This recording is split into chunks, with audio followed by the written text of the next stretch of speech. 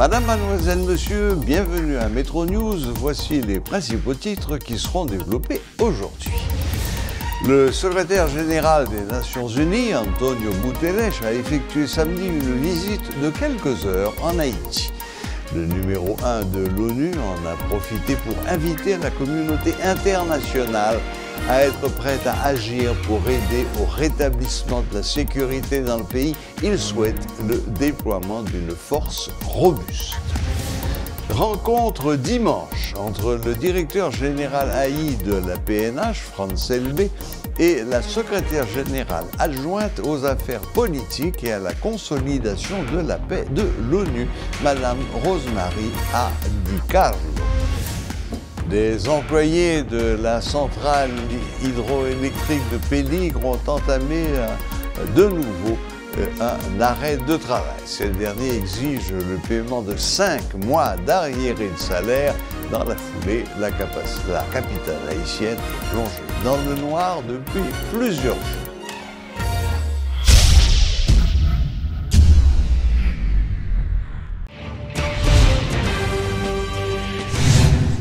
Lors de sa visite en Haïti, le secrétaire général de l'ONU a exprimé sa préoccupation et son appel à ne pas oublier Haïti.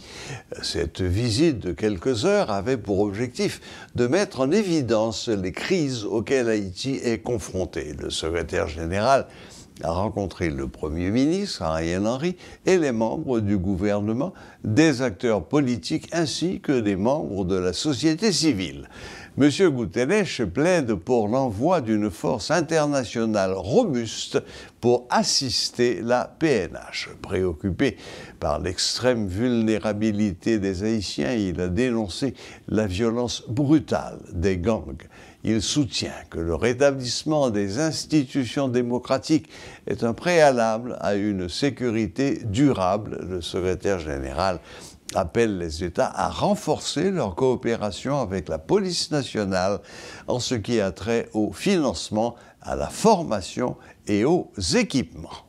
Ma visite à Haïti est une visite de solidarité et une visite que je fais en toute humilité comme secrétaire général des Nations Unies face à la souffrance du peuple haïtien. Ma solidarité va au peuple haïtien qui fait face à un terrible cycle de crise sécuritaire, politique et humanitaire qui s'exacerbent mutuellement. La violence brutale des gangs touche chaque aspect de la vie publique et privée du pays. Port-au-Prince est encerclé par des gangs armés qui bloquent les principales routes menant aux départements du Nord et du Sud, contrôlent l'accès à l'eau et à la nourriture et aux soins de santé. Je reste profondément préoccupé par l'extrême vulnérabilité des populations face à ces gangs prédateurs, notamment par l'impact disproportionné de cette violence sur les femmes et les filles. Je condamne avec la plus grande fermeté les violences sexuelles généralisées utilisées par les gangs armés comme une arme pour installer la peur. La gravité de la situation exige une attention urgente et soutenue qui place les victimes et les populations civiles au centre de nos préoccupations et de nos priorités. Nous avons besoin d'approches nouvelles et intégrées alliant enjeux sécuritaires et politiques, état de droit, questions humanitaires et de développement. Il ne peut y avoir de sécurité durable sans un rétablissement des institutions démocratiques. Et il est impossible de parvenir à des solutions politiques pérennes et pleinement représentatives sans une amélioration drastique de la situation sécuritaire. Mesdames et messieurs, chaque jour compte. Si nous n'agissons pas maintenant, l'instabilité et la violence auront un impact durable sur des générations d'Haïtiens. Je réitère mon appel envers tous les partenaires pour renforcer le soutien à la police nationale, qu'il ce soit en matière de financement, de formation ou d'équipement. Je remercie les bailleurs qui ont déjà pris des engagements en faveur du programme conjoint d'appui à la police nationale haïtienne, également connu sous le nom de panier de financement. mais nous avons besoin de beaucoup plus pour restaurer l'autorité de l'État. Je continue d'exhorter le Conseil de sécurité à autoriser le déploiement immédiat d'une force de sécurité internationale robuste qui viendrait assister la police nationale d'Haïti dans la lutte contre les gangs. Et j'appelle à la communauté internationale pour être prête à donner suivi à cette décision du Conseil de sécurité que je désire. Ce n'est pas le moment d'oublier Haïti ou d'affaiblir notre solidarité envers son peuple. Mesdames et messieurs, près de 2 ans se sont écoulés depuis l'assassinat du président Moïse. Les auteurs de ce crime odieux doivent être traduits en justice. Et Haïti doit revenir à l'ordre démocratique dès que possible. Aujourd'hui, j'ai eu des échanges francs avec le Premier ministre, le Haut Conseil de la Transition, la société civile et les partis politiques sur le besoin d'une entente politique pour mettre fin à la crise. J'appelle tous les acteurs à créer les conditions nécessaires au rétablissement des institutions démocratiques. Chacun doit dépasser ses intérêts personnels et faire des concessions afin de faciliter l'émergence d'une vision commune et d'un chemin électoral viable et crédible. Je salue les récents pourparlers interhaïtiens et aussi ceux facilités par le groupe de personnalités éminentes de la CARICOM en vue d'un consensus pour former un gouvernement d'unité nationale et élargir le Haut Conseil de la Transition. Seul un dialogue national inclusif haïtien, avec une pleine participation des femmes et des jeunes, permettra de mettre fin à l'insécurité et de trouver des solutions politiques pérennes.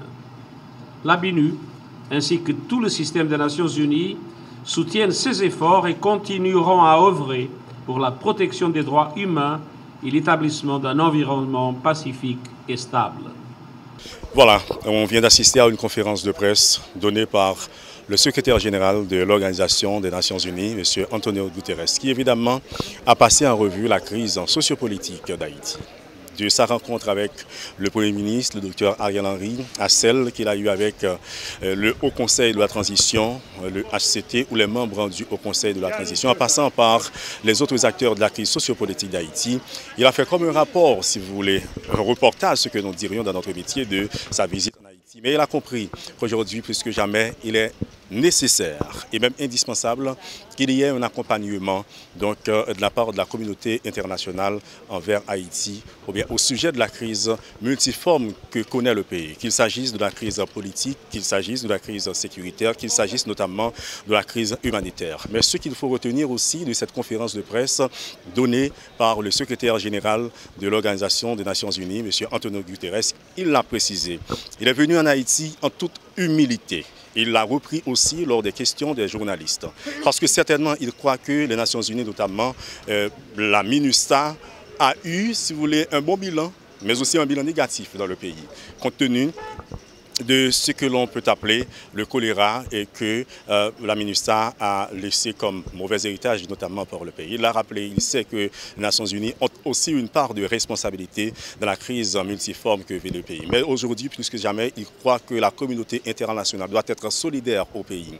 Il est temps que la communauté internationale agisse, notamment le Conseil de sécurité des Nations Unies. Mais l'appel qu'il a lancé, c'est que les partenaires, les membres de l'ONU doivent être disponibles pour qu'au moment où le Conseil de sécurité prenne la décision et que les pays soient disponibles, soient aptes aussi à agir, à venir en aide au pays. Voilà en partie ce que disait le secrétaire général de l'Organisation des Nations Unies lors de son point de presse ou de sa conférence de presse donnée au salon diplomatique de l'aéroport international, donc Toussaint-Louverture. Donc, il croit qu'aujourd'hui, les acteurs doivent s'entendre pour aller vers les élections, pour renouveler le personnel politique du pays de manière générale, mais aussi remettre le pays sur les rails du développement, les rails de la démocratie, mais aussi et surtout remettre les institutions sur pied.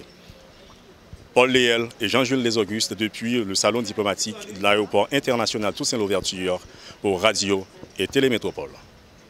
Le leader du parti Héritage 1804, Charlot Jacquelin Junior, déplore que le Haut Conseil de transition soit vide de toute substance.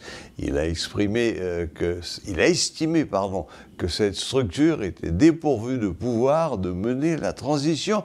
Il a fait remarquer que le pays n'a en rien bénéficié de la réunion organisée à la Jamaïque.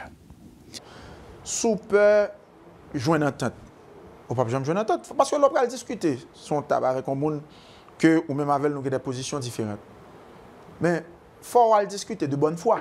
Je ne dis pas qu'il faut discuter naïvement, mais il faut discuter de bonne foi. Parce que ce qui est en jeu, ce n'est pas nous-mêmes. Ce qui est en jeu, c'est l'avenir d'un pays. Ce qui est en jeu, c'est une population qui est aux abois. Il ne s'agit pas des acteurs politiques eux-mêmes. On s'en fout pas mal des acteurs politiques. On s'en fout pas mal des acteurs politiques. Mais ça, grand jeu là, je dis, c'est instabilité politique, c'est insécurité, c'est grand goût, c'est chômage, c'est des zones dans le pays qui sont totalement dysfonctionnelles parce que les gens ne peuvent pas passer là-dedans.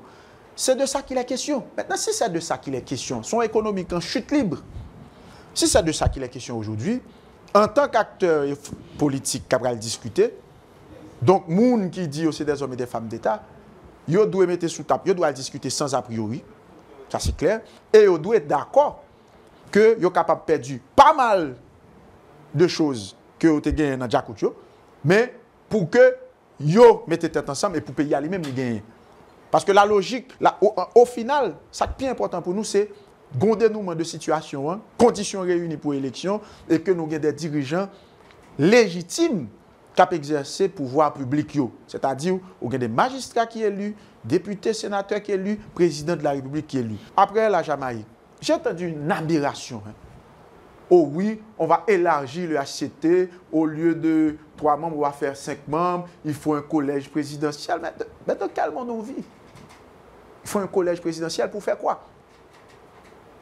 Un collège présidentiel pour faire quoi? On va élargir, on va mettre 2 personnes pour donner 5. Ce n'est pas le chiffre qui compte, c'est la mission qui compte. Quelle est donc aujourd'hui la mission du HCT?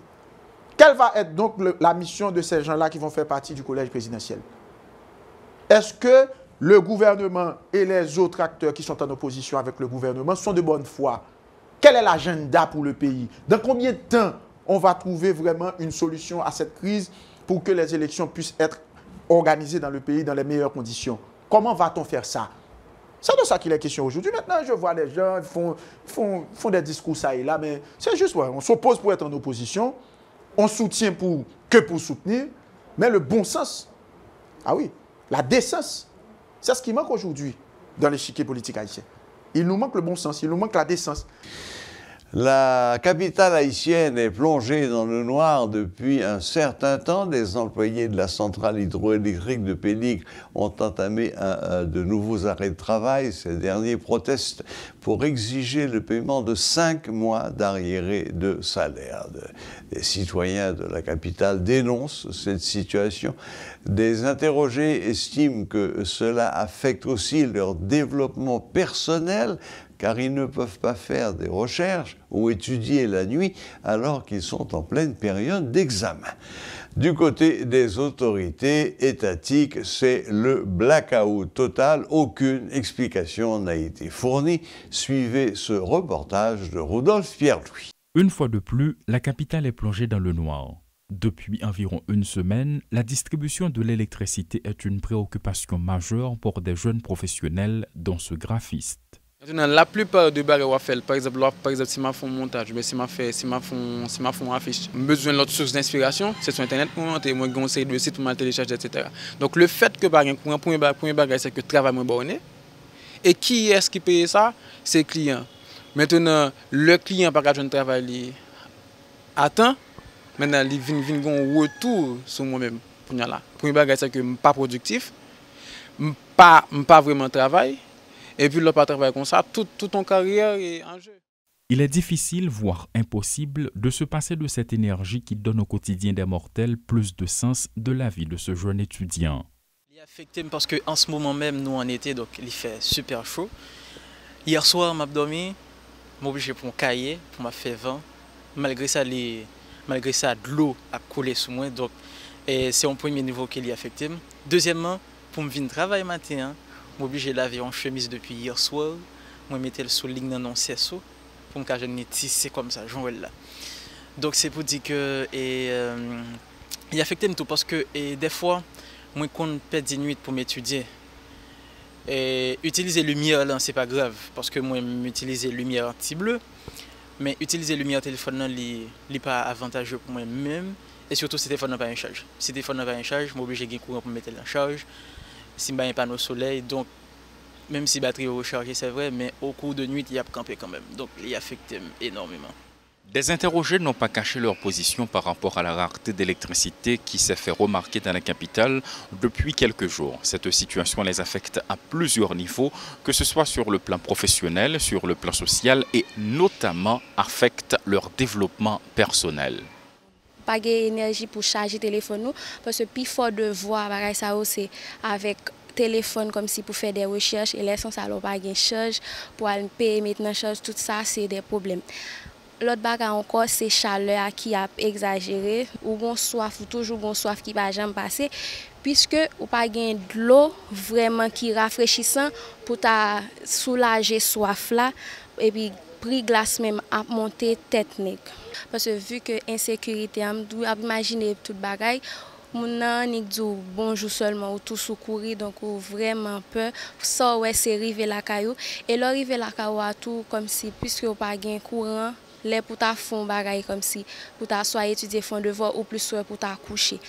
Après avoir passé plus d'1 mois sans la distribution du courant électrique, le gouvernement en place avait tenté de prendre des dispositions en vue de résoudre le problème. Mais pour l'instant, on est encore dans la même situation et jusqu'ici, rien du côté des autorités étatiques, pas même un mot du côté des responsables de l'électricité d'État d'Haïti. Paul Léel et Rodolphe Pierre-Louis pour Télémétropole. Le directeur général AI de la PNH, M. Franz Elbé, révèle avoir eu une fructueuse rencontre avec la secrétaire générale adjointe aux affaires politiques et à la consolidation de la paix de l'ONU, Mme Rosemary A. Di Carlo, le dimanche 2 juillet à la DGPNH. Lors de cette rencontre, qui s'est déroulée autour de plusieurs points, dont la situation sécuritaire d'Haïti et l'arrivée éventuelle d'une force multinationale en appui à la PNH, le commandant LB s'est fait accompagner des membres du haut commandement. Madame Di Carlo a renouvelé l'engagement de l'Organisation des Nations Unies à apporter son plein soutien au rétablissement de la paix en Haïti. M. LB en a profité pour faire une présentation globale de l'état sécuritaire du pays, des résultats obtenus par la PNH dans la lutte contre les gangs armés et des rencontres par l'institution policière dans l'instauration d'un climat de paix à travers tout le pays. C'est la deuxième fois qu'un secrétaire général des Nations Unies met les pieds, rend une visite en Haïti. Le premier, c'était M. Ban Ki-moon, le Coréen, mais la situation était dramatique à l'époque. C'était pendant que les troupes étrangères étaient sur place et que les troupes népalaises étaient accusées d'avoir réintroduit, ou introduit plutôt, car ça n'existait pas avant, introduit le choléra en Haïti. C'est donc senti obligé de venir sur place et ça a été un acte de courage de sa part. Aujourd'hui, c'est le tour de M. Antonio Guterres, l'actuel secrétaire général de l'ONU, portugais Guterres, un homme de grande expérience politique.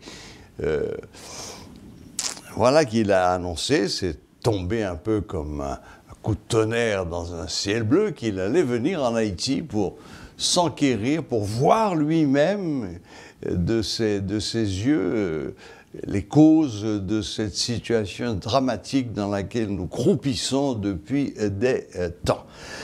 Alors pour essayer de jeter de la lumière sur cette visite brève, nous avons avec nous sur le plateau ce soir en présentiel, comme on dit, M. Pierre-Antoine Louis, diplomate, sociologue. Non, avocat. Avocat, enfin bon, plusieurs casquettes. Ouais. Bonsoir Pierre-Antoine Louis et bienvenue à Metro News. Bonsoir M. Klang et bonsoir téléspectateurs, téléspectatrices et tout le personnel et la direction de Radio Télé Métropole. Monsieur Louis, essayons de donner un sens à cette visite. Pourquoi le secrétaire général de l'ONU a jugé bon de venir fouler le sol haïtien lui-même? Ouais.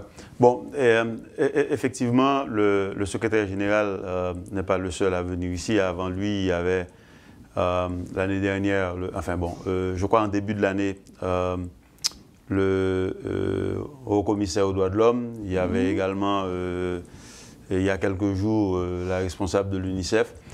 Haïti se trouve à un tournant critique. Un tournant critique parce que la violence continue sans arrêt. L'espoir paraît hypothétique pour les Haïtiens et les Haïtiennes. La situation politique d'après la conclave de la Jamaïque paraît statique. Donc il y a lieu aussi dans quelques jours, 12 jours je crois, aujourd'hui c'est le 3 juillet, n'est-ce pas? Il y a lieu pour le Conseil de sécurité de décider de la prorogation ou non du Bureau intégré des Nations Unies en Haïti, BINU. BINU, oui. Donc, M. Guterres qui avait, on va dire, je ne vais pas dire entériné, mais qui avait endossé, si vous voulez, la demande d'Haïti pour une intervention, l'envoi d'une force robuste, capable d'aider la police nationale à rétablir la sécurité. D'ailleurs, je crois que la décision du Conseil des ministres a été signée par le Premier ministre le 7 et le 8. M. Guterres l'avait endossé au point même de recommander au Conseil de sécurité que cette force soit autorisée. Maintenant, le Conseil de sécurité peine à le faire. Entre-temps, les violences basées sur le genre battent leur plein. La situation sécuritaire s'est aggravée. Les Haïtiens et les Haïtiennes ne sont pas au bout de leur peine. Donc le secrétaire général, à la veille, n'est-ce pas, de la prorogation ou non du BINU, souhaite mettre son poids dans la balance. Bon, malheureusement, pour ceux qui voudraient, qui souhaitent, notamment au niveau du gouvernement, la venue en Haïti d'une force d'assistance militaire, d'une force armée. Malheureusement pour eux, la Russie et la Chine ne souhaitent pas leur accorder cette demande. La Russie avait même carrément mis son veto. Et en tant que membre permanent, le veto, c'est arrêt absolu. Correct. En fait, un veto non déclaré dans la mesure où les Américains sentant que cela allait venir, ils n'ont pas osé essuyer ce revers. Donc maintenant, on dirait que, semble-t-il que les étoiles se sont alignées dans la mesure où le président Lula, qui avait reçu la visite notamment de la ministre des Affaires étrangères du Canada, Mélanie Joly, et le département d'État avait envoyé le responsable de la région Amérique latine et Caraïbes, Brian Nichols, à Brasilia. Et semble-t-il, le président Lula avait également déclaré qu'il, quand il avait participé à la réunion du G7, qui serait le porte-parole d'Haïti, voilà. À toutes les réunions auxquelles il assisterait. Exactement. Donc semble-t-il que le président Lula joue le rôle de bons offices auprès de Vladimir Poutine, le président de la Russie, et auprès de Xi Jinping, qu'il a visité récemment en Chine. Donc, semble-t-il que la Russie pourrait, n'est-ce pas, accorder une main levée à Haïti pour que cette résolution soit adoptée. Maintenant, entre-temps, il y a les États-Unis et l'Équateur qui sont co-responsables du dossier au niveau du Conseil de sécurité, qui tiennent toujours à une telle résolution. Donc, il y a deux options. Il y a l'option d'une force multinationale et l'option d'une force de maintien de la paix. ok? Les deux ne sont pas la même chose. Bien sûr. Ce sont des étrangers qui viennent armés, mais ce n'est pas la même chose. Ah. Mais les deux nécessitent une résolution du Conseil de sécurité. Donc, M. Guterres, vraisemblablement, il va encore plaider auprès du Conseil de sécurité le cas d'Haïti pour l'envoi de cette force, entérinant ainsi, si vous voulez, ou bien endossant la demande d'Haïti. Donc, c'est dans ce contexte que le secrétaire général arrive. L'on pourrait croire en diplomatie normale, bien que s'agissant d'Haïti, bon, la normalité est quelque part, on ne sait pas trop. Mais si le secrétaire général prend son temps pour venir en Haïti pour quelques heures, il a beaucoup d'autres préoccupations de ce qui se passe à travers le monde. Bien sûr. Il se pourrait, je dis bien pourrait au conditionnel, qu'il ait eu vent que cette fois-ci, le Conseil de sécurité serait enclin à adopter une telle résolution, soit pour une force multinationale, soit pour une force de maintien de la paix. Voilà. Il y aurait eu une préentente dans les coulisses, en quelque sorte. Pour les Haïtiens qui souffrent déjà trop, espérons. Ouais. Très bien, très bien. Bon, ben écoutez, je crois que vous avez presque tout dit, là. Mais, et le Canada dans tout ça? Qu'est-ce que c'est que cette histoire avec la République dominicaine où le Canada annonce l'ouverture d'un bureau, que le porte-parole du gouvernement dominicain déclare qu'ils ont appris la nouvelle par la presse, que le Canada ne les avait même pas informés de l'ouverture de ce bureau censé coordonner toutes les affaires. Quel est le rôle du Canada exactement dans tout ça? Ouais, bon. Parce que les États-Unis ont vraiment mis la pression sur le gouvernement canadien pour qu'ils acceptent d'être, disons, le leader de ce groupe multinational. Ouais. Trudeau n'a jamais voulu céder. Bien. Bon.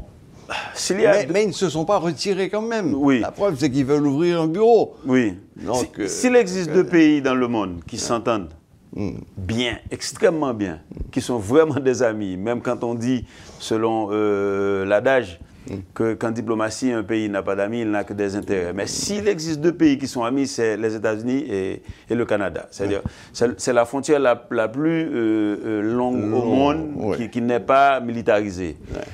Alors, le problème pour le Canada, certainement, c'est un problème aussi de légitimité.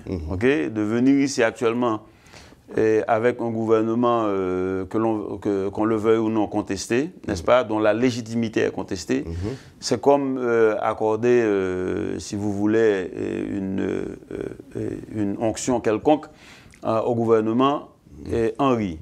Donc le Canada aimerait d'abord qu'il y ait un accord politique plus large. C'est une chose. La deuxième chose, c'est que le Canada n'a pas cette expérience. Bien que le Canada était aux côtés des États-Unis en 2004, au départ du président Aristide, mais c'était en appui aux Américains. Donc de demander au Canada de prendre le leadership d'une telle mission, que l'on pourrait supposer que le Canada soit capable en termes d'avoir les équipements et tout ça et les gens, mais il y a aussi pour le Canada le fait qu'il existe au Canada une diaspora une communauté assez considérable d'Haïtiens, dont certains ont quand même une influence politique. Okay, c'est une chose. Donc ces gens-là pèsent aussi dans la mesure où il semblerait que une bonne partie de ces gens sont contre. Et deuxièmement, il y a aussi la possibilité de dégâts collatéraux. Vous imaginez que on est en train de demander à des étrangers de venir dans des quartiers sensibles où on n'ose même pas envoyer la police nationale, ou bien on a peur d'envoyer la police nationale et les forces armées d'Haïti pour les confronter. Maintenant, vous allez demander à des jeunes blancs, en majorité blancs, de venir en Haïti, d'aller au village de Dieu. Ou à la plaine, ou en plaine, exactement, ou à, comment on appelle ça, ça vient dans l'Artibonite pour faire quoi? Et imaginez des bavures où des civils haïtiens seraient tués. Donc c'est quand même assez difficile. Donc pour le Canada, je ne crois pas vraiment que c'est un manque de volonté, autant que ça soit aussi une situation extrêmement difficile. Sur quelle base le gouvernement canadien va envoyer des troupes en Haïti? Premièrement, il faudrait qu'il y ait une résolution de l'ONU, sinon ce serait une invasion. Parce qu'il n'existe pas entre Haïti et le Canada un traité d'assistance militaire. D'accord. Donc, vous voyez, donc, au niveau juridique, c'est extrêmement difficile. Par contre, le Canada souhaite vraiment contribuer à quelque chose. Maintenant, cette façon maladroite de faire, c'est aussi, les Dominicains ont peur que, vu le lever de bouclier en Haïti, contre ce bureau République dominicaine, et les Dominicains souhaitent réellement voir que ce problème de sécurité, du moins la portion dans l'immédiat, l'ouverture des corridors et tout ça, que cette situation qui pose aussi un problème de sécurité pour eux, il faut le reconnaître. Tout à fait. Donc, ils ont peur que l'annonce apparemment prématurée des Canadiens pourrait hypothéquer l'assistance que le Canada souhaite apporter. Maintenant, les Haïtiens eux-mêmes disent que l'assistance internationale est indispensable. Donc, il y a lieu de trouver une formule pour que le Canada puisse appuyer la police nationale.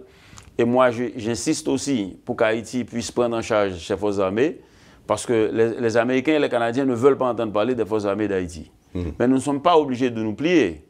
Qu'ils supportent la police nationale et avec les ressources propres d'Haïti, parce que le fait de solliciter la venue en Haïti ou bien l'envoi en Haïti d'une force internationale implique que la police nationale, même dans les meilleures conditions, ne serait pas en mesure de consolider les acquis. Pour être concret, la police nationale libère Martissan. On ne va pas cantonner 200 policiers à Martissan. On n'a pas suffisamment de policiers. Mais on peut cantonner 200 soldats.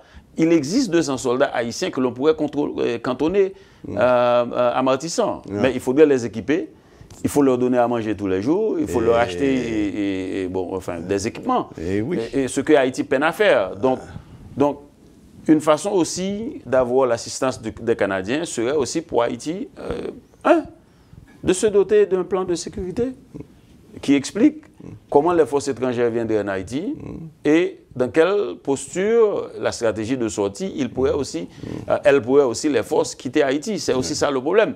On sait comment on peut rentrer, mais on ne sait pas comment on peut sortir. Ça peut durer. 1934, 1934, les Américains. La MINUSTAH, 2004-2017. Et peu de temps après, vous voyez, et moins de 6 ans plus tard, la galère. Enfin, quels 6 ans? 17-21, Martissan est assiégé depuis apparemment mars 2023, et 2021 plutôt. Et avant ça, il y avait d'autres problèmes. Donc, si on prend la chose du côté canadien aussi, du côté des étrangers, il faut comprendre que, ils n'ont pas l'obligation de le faire, au niveau bilatéral. La communauté dite internationale qui a la responsabilité de protéger, c'est dans son sens collectif, c'est une action collective. Mais les pays eux-mêmes, au niveau bilatéral avec Haïti, ils n'ont pas à venir en Haïti pour secourir Haïti. Sur quelle base? Il n'existe pas de traité entre les États-Unis ou le Canada et Haïti ou la République dominicaine. Ce serait carrément une invasion ou une occupation. Et au XXIe siècle, en 2023, on ne fait pas ça. Donc au niveau juridique et au niveau politique, c'est extrêmement compliqué. Vous voyez? Et aussi, il faut le reconnaître, nous les Haïtiens, nous sommes malhonnêtes envers nous-mêmes. Nous n'avons pas de stratégie. C'est-à-dire nous nous sommes laissés carrément à la merci d'une manne providentielle. Et la providence, dans ce sens, le Canada, les États-Unis et l'ONU. Et là, c'est vraiment la façon... En fait, si on était à l'université, on voulait... si vous voulez prodiguer un cours sur comment ne pas gérer un pays, sur la mauvaise gouvernance, on prendrait ce qui existe actuellement en Haïti. Et là, je ne mets pas seulement en cause ceux qui exercent le pouvoir, mais aussi les élites comme moi. Les élites politiques, les élites intellectuelles, comme toi. Et les élites, certainement, les élites économiques, mais certainement les élites politiques qui n'ont pas su créer la stabilité en Haïti. Donc c'est ça le problème des Canadiens. Mais, si vous voulez, je dis problème dans le sens qu'ils voudraient bien aider. Mais le problème n'est pas le problème des Canadiens, c'est le problème des Haïtiens, qui ont mis les Canadiens dans leur petit soulier. Oui, tout à fait d'accord. Très belle analyse de la situation. Moi, ce que je vois surtout, c'est que, et vous avez mis le doigt dessus tout à l'heure, c'est bien faire la différence entre des troupes d'occupation et des troupes qui viennent donner leur assistance. Car quand les Haïtiens entendent parler de troupes étrangères qui vont venir dans le pays, ils pensent MINUSTAH. Oui. Mais vous savez, M. Klangel, il faut se dire la vérité. Je suis persuadé que si on demandait aux Haïtiens actuellement, avec ce que nous vivons là, que si même la ministre devait retourner, juste pour faire ce que la ministre avait fait pendant l'opération Bagdad. Vous n'avez pas fait. Bon, non, c'est pas que la ministre n'avait pas fait. C'est que nous, on n'avait pas consolidé les acquis de la ministère. Oui. La ministère avait appuyé la police nationale pour mettre fin à l'opération Bagdad, mais oui. il n'y eut aucune consolidation au niveau de la part des Haïtiens. Donc, mais je veux dire, je pense qu'il n'existe pas beaucoup d'Haïtiens, quoi que vous entendez. Ok, il y a des gens qui sont en train de dire niet, niet, niet, et puis ils rentrent chez eux, ils parlent avec leur conjoint ou leur conjointe, et puis ils disent Mbakatan Boublan ou Vini.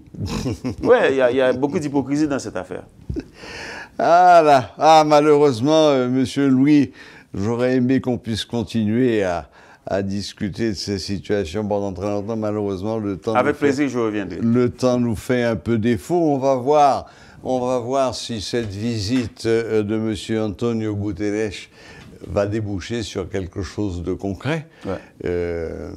On sait qu'il a décidé de mettre son talent de négociateur au service d'Haïti et surtout de l'envoi de cette troupe multinationale, cette force multinationale, dans le but d'apporter de la sécurité au pays, ce qui permettrait d'aller aux élections. C'est le schéma. Voilà. Du point de vue des Haïtiens qui souhaitent que M. Guterres réussisse, ils doivent savoir que M. Guterres n'a qu'une autorité morale. Il n'a pas d'autorité décisionnelle au niveau de l'ONU pour envoyer ses troupes. C'est le Conseil national de sécurité qui décide. Absolument. Malheureusement, dans ce sens. Mais bon, le secrétaire général de l'ONU, c'est quand même quelqu'un d'important. Oui, mais relativement dans ce sens. Voilà. Eh bien, merci infiniment, Monsieur Louis. Merci du temps que vous nous avez accordé. Merci d'être venu sur place, sur le plateau de Metro News, nous donner votre vision sur cette visite du secrétaire général en Haïti, visite rapide de quelques heures, mais le symbole était important. Absolument. Le symbole était important. Ouais. Merci et bonne fin de journée. Voilà, c'était donc Monsieur Pierre-Antoine Louis, ancien diplomate, avocat, et bien d'autres choses, qui nous donnait son opinion sur la visite de M. Antonio Guterres en Haïti, ce que ça peut vouloir dire, et ce à quoi peut-être il faut s'attendre après cette visite. Et pour conclure, un bref rappel des titres. Le secrétaire général des Nations Unies, Antonio Guterres, a effectué samedi une visite de quelques heures en Haïti. Le numéro 1 de l'ONU en a profité pour inviter la communauté internationale à être prête à agir pour aider au rétablissement de la sécurité dans le pays. Il souhaite le déploiement d'une force robuste. Rencontre dimanche entre le directeur général AI de la PNH, France LB, et la secrétaire générale adjointe aux affaires politiques et à la consolidation de la paix de l'ONU, Madame Rosemary A. Di Carlo.